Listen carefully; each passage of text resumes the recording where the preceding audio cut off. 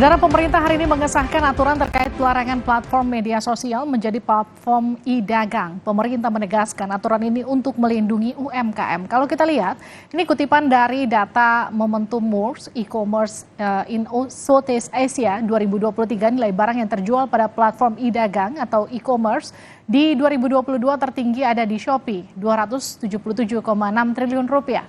Berikutnya ada di Tokopedia, 269,7 triliun rupiah. Di posisi ketiga ada Lazada, 77,1 triliun rupiah. Selanjutnya Bukalapak, 77,1 triliun rupiah. Dan ada platform TikTok di posisi kelima di 38,5 triliun rupiah. Dan terakhir ada Blibli, 30,8 triliun rupiah. Nah, nilai yang besar ini jadi sorotan karena berdampak pada sektor UMKM di Indonesia, khususnya era transformasi digital seperti sekarang. Selanjutnya, menurut Kementerian Koperasi dan Usaha Kecil dan Menengah, sektor UMKM di Indonesia berkontribusi terhadap produk domestik bruto sebesar 60,51%. UMKM dinilai bisa menyerap hingga 97% tenaga kerja. Adapun nilai transaksinya diperkirakan mencapai 9.580 triliun rupiah. Pemerintah berdalih aturan baru terkait social commerce menjadi payung hukum bagi UMKM untuk transformasi digital. Bagaimana prakteknya selama ini, kita akan simak informasi berikut. Praktik e-commerce atau e-dagang kini mulai merambah media sosial. Di aplikasi TikTok misalnya, sudah marak pemilik akun berjualan melalui perantara platform TikTok. Tidak jarang harga yang ditawarkan jauh dari harga di pasaran yang dilabeli dengan diskon waktu tertentu. Hal ini berdampak pada penjualan pelaku UMKM hingga pedagang pasar. Presiden Jokowi bahkan mengakui omset penjualan di sejumlah pasar anjlok akibat perdagangan berbasis online. Menyikapi situasi itu, pemerintah resmi melarang social commerce bertransaksi langsung di platform media sosial dalam rapat Istana Kepresidenan Senin siang. Presiden Jokowi menyebut pengaturan baru terkait social commerce atau pasar di media sosial adalah bagian dari payung besar regulasi transformasi digital. Presiden mengakui aturan terkait social commerce terlambat dibuat sehingga berdampak ke banyak hal. Presiden Jokowi menegaskan aturan baru terkait social commerce paling lambat dikeluarkan besok. Jokowi menyebut ini adalah upaya pemerintah memayungi UMKM dari terjangan dunia digital. Tadi baru saja kita rapat terbatas memutuskan mengenai sosial media yang digunakan untuk e-commerce. Besok mungkin keluar. Karena dampaknya memang sangat dahsyat sekali. Kita terlambat hanya berapa bulan saja sudah efeknya kemana-mana.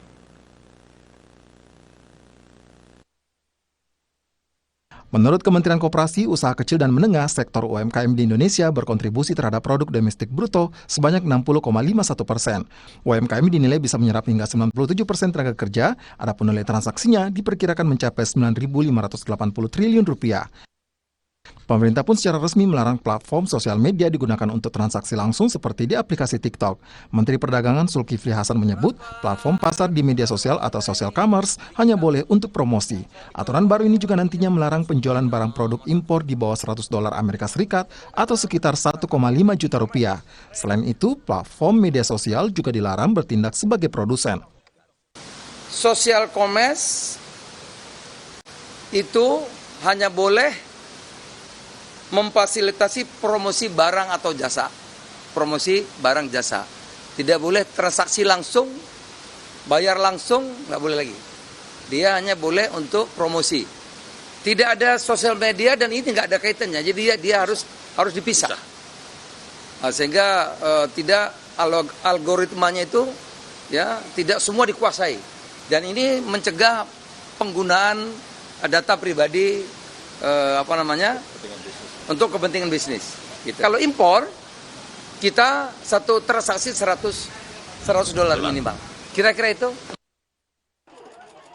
Menteri Koperasi dan UMKM Teten Mas Duki menyebut pemerintah mulai memisahkan antara platform social commerce dan e-commerce. Pemerintah berdalih aturan ini mendukung perdagangan yang adil.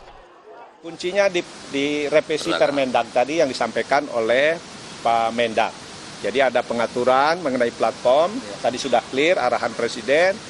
Social commerce harus dipisah dengan e-commerce. Platform nggak boleh jual produknya sendiri. Dikutip dari data Momentum Wars E-commerce in Southeast Asia 2023, nilai barang yang terjual pada platform e-dagang atau e-commerce di tahun 2022 tertinggi ada Shopee 277,6 triliun rupiah. Berikutnya ada Tokopedia 269,7 triliun rupiah. Di posisi ketiga ada Lazada 77,1 triliun rupiah. Selanjutnya Bukalapak 77,1 triliun rupiah dan ada platform TikTok di posisi kelima 38,5 triliun rupiah dan terakhir ada Blibli 30,8 triliun rupiah. Maraknya perdagangan via online atau daring membuat penjualan di pasar atau secara offline sepi pembeli. Salah satu yang terimbas adalah pasar Tanah Abang. Kini dengan tren jual beli daring, pedagang di Tanah Abang mengeluh sepi pembeli. Wah, turun drastis. Sampai berapa persen mungkin? Wah, banyak itu. Mungkin 80% ada. Habis anduk semua. Mungkin persaingan ya, mungkin offline sama online. Online mungkin ya, harganya beda jauh banget. Juga di e-commerce, artis yang live TikTok ya itu sangat mengganggu kita. Namun, berdagang daring yang dikenal sebagai online shop pun tidak menjamin mendapat keuntungan instan. Banyak faktor yang menjadi penyebabnya. Tim Liputan, Kompas TV. Bagaimana aturan baru Kemendak bisa melindungi UMKM di Indonesia dan bagaimana respon dari para pelaku UMKM? Kita akan bahas bersama Wintor Rahmadan, Direktur Bisnis dan Marketing Smesco Indonesia, Lembaga Pusat Layanan UKM. Bergabung juga Haris Sofyan, Ketua Umum Asosiasi UMKM Indonesia atau Akumindo. Dan juga Budi Primawan, Wakil Ketua Umum Asosiasi E-Commerce Indonesia. Pak Budi, Pak Haris, dan juga Pak Wintor, selamat malam. Selamat malam Mbak Vivi. Saya ke Pak Wintor dulu. Pak Wintor, jadi sejauh ini tren perpindahan pelaku konsumen ke ranah digital itu sebesar apa sebetulnya? Oke, selamat malam Mbak Livi, teman-teman semuanya. Yang bisa kami sampaikan adalah semuanya sebetulnya dimulai ketika pada saat pandemi. Pada saat itu ada 7 juta UKM yang sudah on board saat digital sebelum pandemi. Kemudian ketika pandemi kami bersama-sama dengan teman-teman dari IDEA pada saat itu bersama-sama mengonboardkan UKM kita karena berdasarkan data yang kami punya, UKM yang bisa on board secara digital mempunyai tingkat resiliensi yang lebih tinggi terhadap pandemi. Saat ini ada 22 juta UKM lebih yang sudah on board secara digital. Jadi digitalisasi ini menjadi keharusan oleh setiap UKM agar sekali lagi tadi bisa bertahan baik pada saat pandemi ataupun sesudah pandemi seperti sekarang ini. Ya, ini kan ada revisi Permendak nomor 50 ya, tahun 2020 ini yang mengatur terkait dengan social commerce yang nggak boleh berjualan. Menurut Anda dampaknya sampai kemudian sampai harus muncul revisi Permendak itu apa? Dari hal yang pertama adalah penggabungan antara social media dan e-commerce ini memunculkan beberapa potensi yang akan merugikan UKM lokal.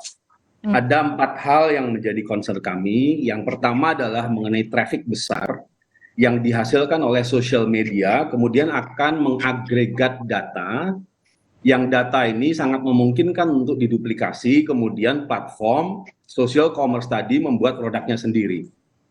Ketika bisa membuat produknya sendiri berdasarkan dari data agregat yang didapat dari pembelian sebelumnya, kemudian dibantu oleh algoritma, sekali lagi karena traffic, data, dan algoritma, ini menjadi hal yang sangat berbahaya apabila algoritma kemudian diarahkan ke satu produk tertentu atau produk yang terafiliasi dengan platform. Ini bisa memunculkan bentuk monopoli baru. Yaitu kalau dulu kita bicara monopoli, kita bicara mengenai dominansi di pasar, tetapi konsep monopoli yang sekarang sedikit berbeda, bahkan di China pun demikian, di Tiongkok. Salah satu konsep monopolinya adalah bagaimana sebuah platform bisa mengendalikan pasar. Ini tentu saja hal yang harus kita hindari karena proteksi terhadap produk lokal, terhadap UKM harus kita lakukan. Saya ke Pak Haris. Pak Haris, dengan aturan baru Anda sebagai wakil dari para pelaku UMKM merasa terlindungi atau justru merasa terhambat? Iya, Mbak Livi. Kami dari Akumindo mengapresiasi dengan reaksi cepat pemerintah, khususnya Presiden Jokowi yang tegas dalam upayanya untuk melindungi UMKM dan produk lokal. Revisi Permendak 50 tahun 2020 ini memang hal yang cukup cepat dari pemerintah. Mereka cukup tanggap untuk menerima lah keluhan UMKM yang mulai sepi di pasar konvensional karena hadirnya platform social commerce. Karena memang social commerce ini menjadi dua mata pisau bagi UMKM. Di luar sana timbul pelarangan dari social commerce sebagai sosial media dan ekonomi media. Secara garis besar UMKM saat ini memang terbantu dengan adanya social commerce karena memang menjadi lebih mudah dari segi pemasaran dan jangkauan pasar. Dari segi pemasaran, ya mereka tidak perlu mahal-mahal untuk sewa toko, ruko, cukup jualan dari rumah, ditambah mereka tidak perlu keluar biaya iklan yang mahal, endorse artis, selebgram, atau selebtok. Lalu juga dari segi jangkauan pasar, mereka juga jauh lebih luas, apalagi sekarang ada istilahnya kan generasi instan ya Mbak. Sekarang konsumen sudah tidak perlu jauh-jauh keluar rumah untuk beli barang, sambil tiduran pun ya suka sama suatu barang, bisa langsung klik dan bayar. Jadi tidak semua orang juga punya waktu luang lebih untuk pergi ke pasar atau mall. Ditambah lagi kan konsumen pasti mempertimbangkan waktunya, biaya mereka keluar rumah, BBM, parkir itu semua terpangkas, apalagi kalau belanjaan mereka di online itu gratis ongkir. Ya, kalau dari apa yang Anda jawab itu kan berarti semuanya lebih ke ranah positif. Artinya tidak ada hal yang kemudian berbuntut negatif dengan aturan baru ini. Kalau kita melihatnya dari UMKM memang terbantu, tapi di satu sisi dengan adanya digitalisasi UMKM ini sendiri masih banyak hambatan sebenarnya yang dialami UMKM. Makanya kami juga dari Akumindo mendorong kepada pemerintah khususnya dari Kementerian Koperasi dan UMKM untuk mulai giat lah melakukan pendampingan untuk UMKM berkaitan dengan digitalisasi ini, berkaitan juga dengan dengan inovasi. Selain itu Mbak, banyak juga sekarang keluhan-keluhan dari UMKM ini yang melihat banyak produk-produk yang harganya murah, dijual bebas, yang indikasinya produk impor, karena kita nggak tahu sendiri ini sebenarnya produk impor atau memang produk impor yang sudah ada di Indonesia. Karena kalau dibilang produk impor, otomatis regulasinya sudah ada, jadi tidak semudah itu untuk produk impor masuk ke dalam Indonesia. Nah, ini kan menjadi perhatian khusus ya dari pemerintah berkaitan dengan adanya unfair competition atau predatory pricing dengan revisi undang-undang ini. Sebenarnya boro-boro pelaku UMKM mau mikirin hal itu Mbak. Yang penting tuh bagaimana mereka bisa jualan, laku, dan usahanya bisa bertahan. Oke, saya ke Pak Budi. Pak Budi, kalau Anda melihat selama ini memang bagaimana asosiasi Anda menyikapi praktik jual beli di social commerce? Oke, terima kasih Mbak Livi. Jadi sebenarnya seperti tadi disampaikan Pak Quintor ya, bahwa kita sudah asosiasi dengan para anggota sudah bekerja sama dengan pemerintah dalam membantu transformasi digital, terutama pada selama masa pandemi, di mana banyak teman pengusaha Indonesia termasuk UMKM yang melihat berdagang secara online melalui e-commerce atau PNSE itu menjadi salah satu solusi dalam menghadapi situasi ekonomi pada saat itu. Lalu kalau melihat praktek yang terjadi sekarang sebenarnya sama seperti yang sudah berjalan ya. Jadi kalau berjualan di sosial media memang banyak orang menawarkan barang dan jasa di semua sosial media yang mungkin ada di Indonesia. Memang ada satu sosial media yang juga punya e-commerce, tapi memang izinnya yang kami tahu adalah berbeda. Jadi memang ada dalam satu aplikasi, tapi ada dua tempat berbelanja yang beda, tempat komunikasi yang beda. Satu sosial media, tempat video sharing dan sebagainya. Satu lagi sebagai marketplace, sama seperti marketplace yang lain. Pak Budi, memang secara pajak yang dikenakan beda ya Pak? Secara apa? Secara pajak? Pajak, kalau pajaknya perusahaan, tentu perusahaan e-commerce semua sudah bayar pajak seperti yang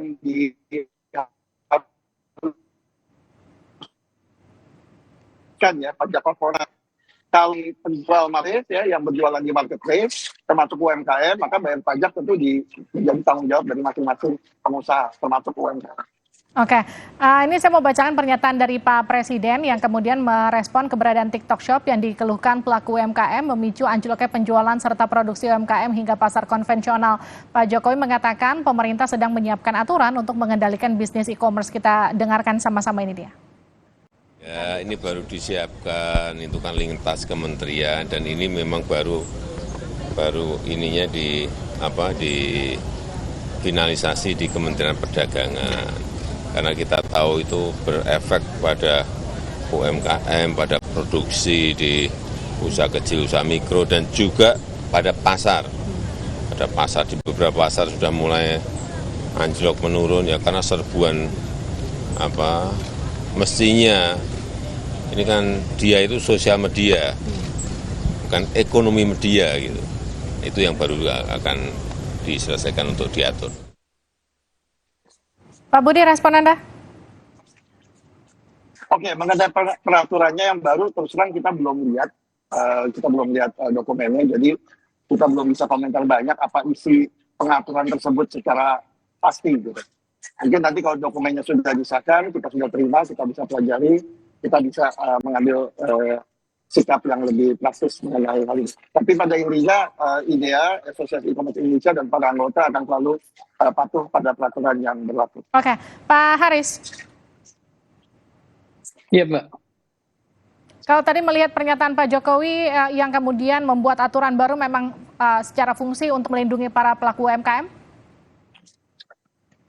Kami dari Asosiasi UMKM Indonesia menyikapinya secara bijak bahwa kebijakan ini memang kalau dianggap oleh pemerintah sebagai bentuk perlindungan pemerintah kepada pelaku UMKM, pastinya UMKM akan mensupport dan tapi di selain itu perlu juga dukungan dari pemerintah maupun stakeholder yang lain untuk melakukan sosialisasi. Karena apa?